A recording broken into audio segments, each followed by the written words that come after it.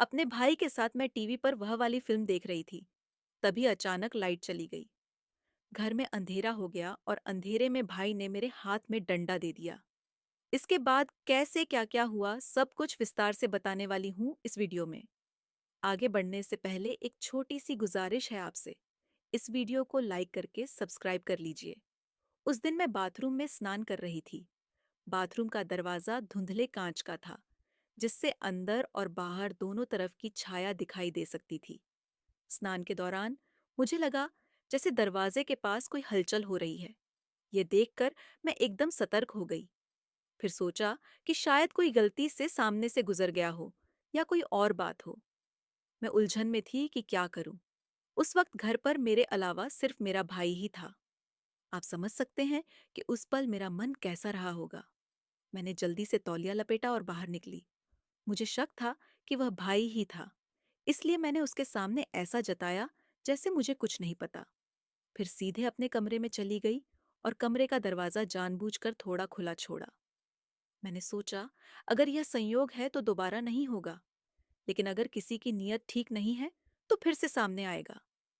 जैसा मैंने सोचा था वैसा ही हुआ। मैंने देखा कि कोई मेरे कमरे के दरवाजे के पास से गुजरा और मुझे देखने की कोशिश की। उस वक्त मैं बहुत असहज महसूस कर रही थी, लेकिन मैंने खुद को शांत रखा। मैंने कपड़े बदले और फिर ड्राइंग रूम में टीवी देखने चली गई। वहीं अर्जुन भी बैठा था। अर्जुन मेरा छोटा भाई है जो जल्दी ही मेरे साथ रहने मेरे घर आया था। उस वक्त घर में सिर्फ हम दोनों ही थे, तो मैं साफ साफ समझ गई कि अभी कुछ देर पहले वही मेरे बाथरूम के बाहर था। उसने पूछा, दीदी कुछ लाऊं आपके लिए? मैंने मुस्कुराकर कहा, नहीं भाई तुम आराम करो, मैं खुद कुछ जूस और फ्रूट लेकर आती हूँ। जब मैं वापस आई तो देखा वह कोई एक्शन फिल्म देख रहा था। मैंने कहा, ये क्या भाई? बस मारधाड़ ही है।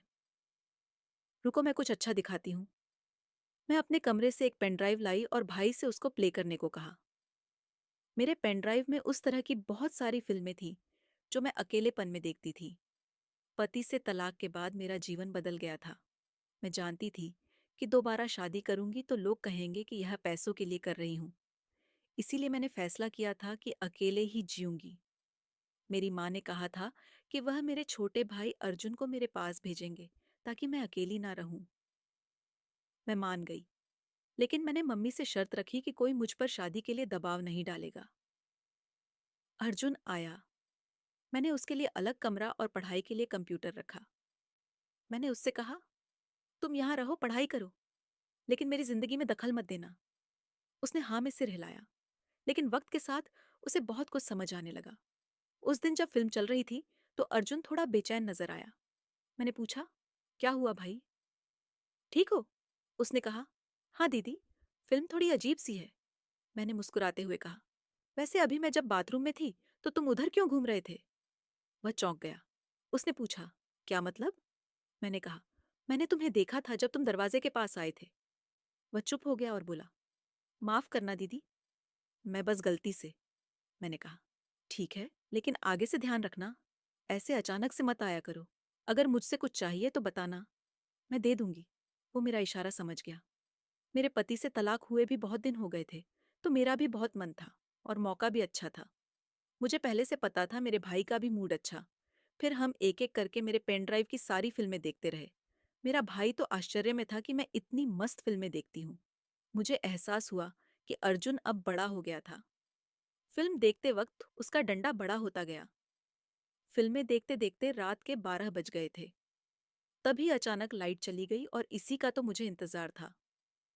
लाइट जाते ही मेरा हाथ भाई के डंडे पर चला गया। फिर क्या था? आगे जो जो हुआ मैं क्या ही बताऊं दोस्तों।